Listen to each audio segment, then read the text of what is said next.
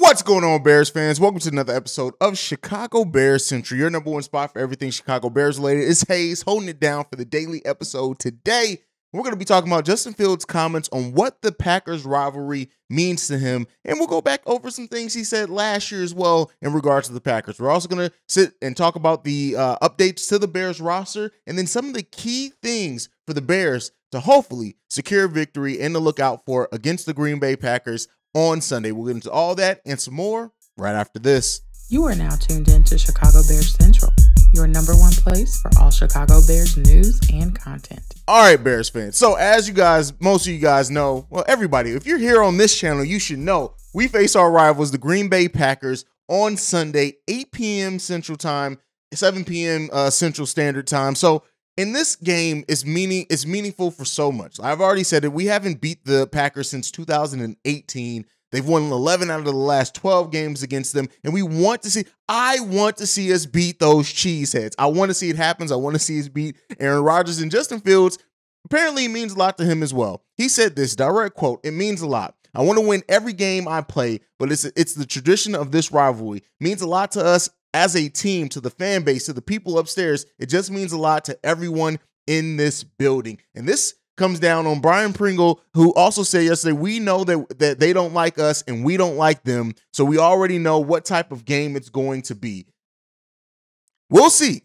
At the end of the day, when we'll talk about this when I get into some of the key things for the Bears to look out for in this game that hopefully can help us get a victory against these cheeseheads. But with that being said, it's just good to know that Justin Fields understands the magnitude of what this rivalry means. Rivalries in football are special, especially rivalries that go on as long as us against the Green Bay Packers. We want to see a win, especially when the rivalry, you can't even say it's really been a rivalry the last almost decade. They have owned us for the majority of the last decade since Aaron Rodgers has been the quarterback of the Green Bay Packers. And so we want to see this. Last November, Justin Fields said this: "Just know it will be back on our side very soon, sooner than later for sure." Now, that could mean a lot.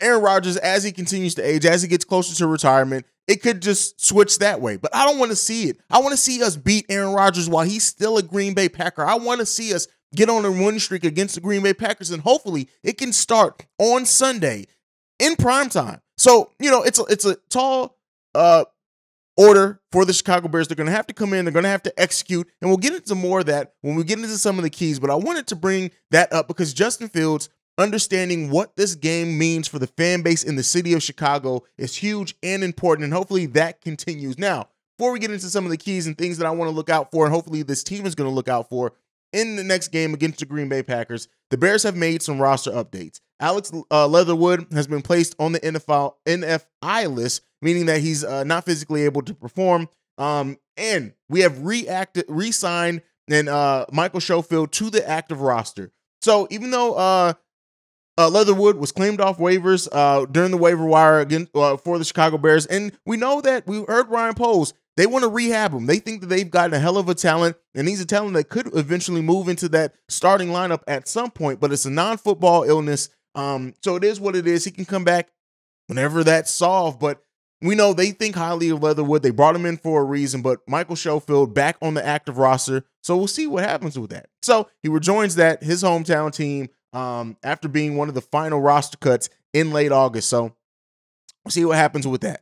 But let's get into what we're here to discuss today. And this is the keys for the Chicago Bears against the Packers in week 2. Now, the first thing that I want to mention with this is going to come down to Justin Fields and his ability to make plays. We saw that kind of go a little left in the first half last season. And also, let's be clear, Justin Fields only completed 3 passes in the game last week that were past the line of scrimmage. So we want to see Justin Fields do more. We want to see him be able to execute, but this team has to trust him.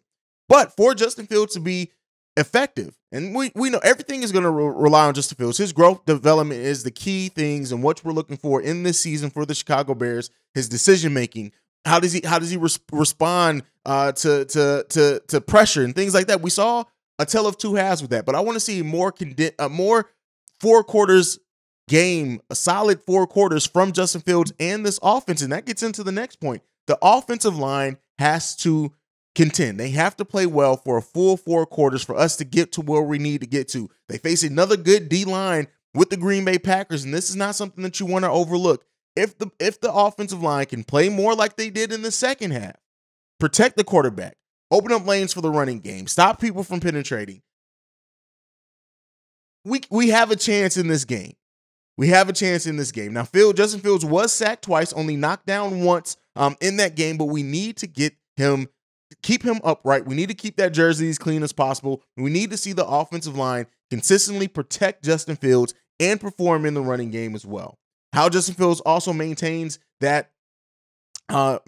game. And especially in game, we don't have the weather for an excuse anymore. Not that we use that for an excuse. Shout out to the San Francisco 49er fans who are still talking about the rain. Fuck y'all. By the way, been trying not to curse. Anyway, but half of Justin Fields' completions, like I said last game, were behind the line of scrimmage. We need to see more of that. We need to see our passing game be more of a tool. And to do that, we have to keep Justin Fields upright. But with that being said, the next point, can the running game be more consistent more often and early and consistent throughout the game?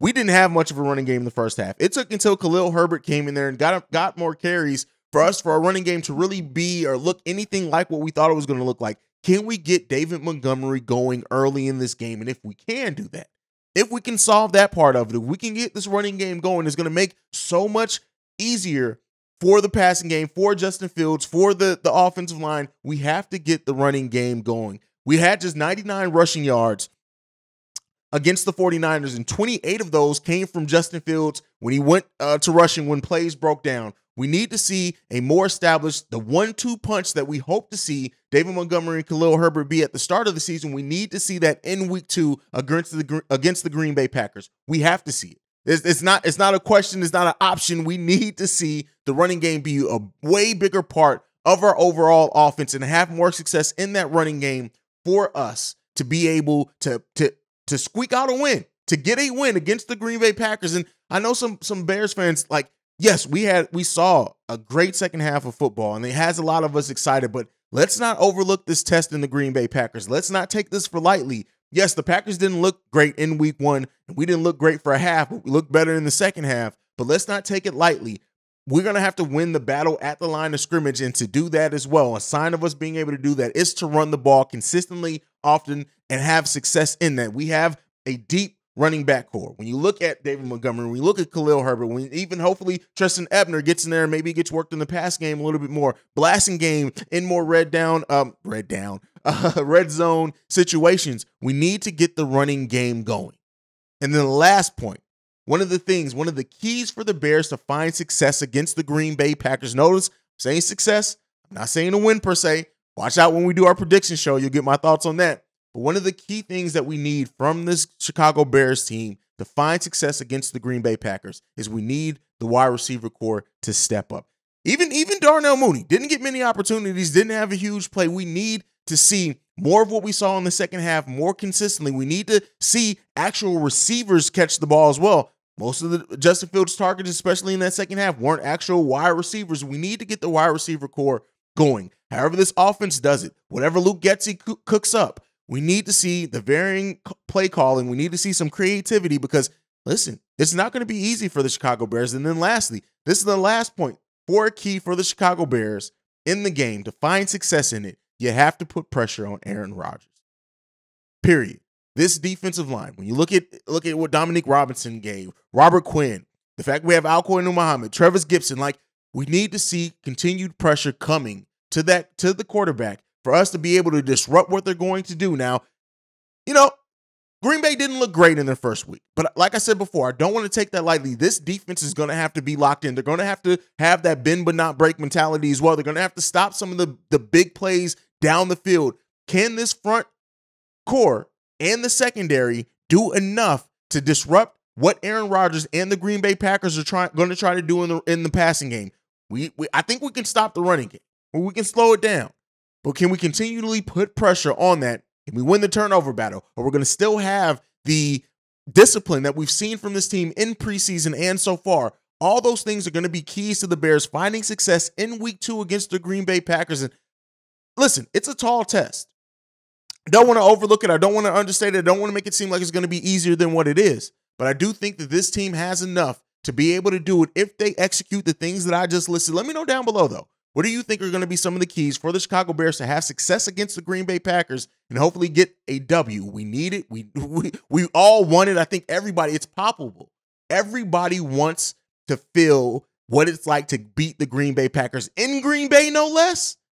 Man, you talk about the start of a season. If the Chicago Bears can start 2-0 and one of those wins be a win at Lambeau Field against the Green Bay Packers, you're talking about changing the outcome of the beginning of the season and the whole energy and building off momentum and things like that. Hopefully it can get done. I think the Bears are up to the test. They just have to come in. They have to execute. Eberflus, Luke Getsy, this coaching staff, they're going to have the Chicago Bears ready.